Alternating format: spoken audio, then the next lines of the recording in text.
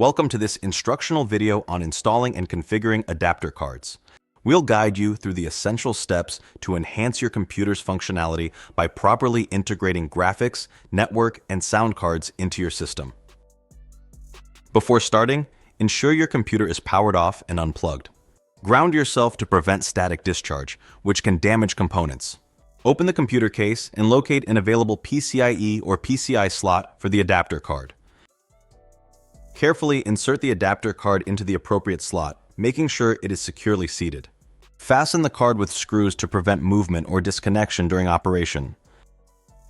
If your adapter card requires additional power, such as a high-end graphics card, connect the necessary power cables from the power supply. Secure any peripheral connections like display or Ethernet cables.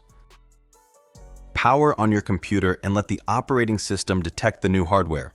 Install the necessary drivers from the manufacturer's CD, website, or through automatic OS updates to ensure proper functionality. Access the control panel or device manager to verify the card is recognized. Configure settings such as resolution for graphics cards, network settings for network cards, or sound preferences for audio cards. Test the adapter card's functionality by running relevant software.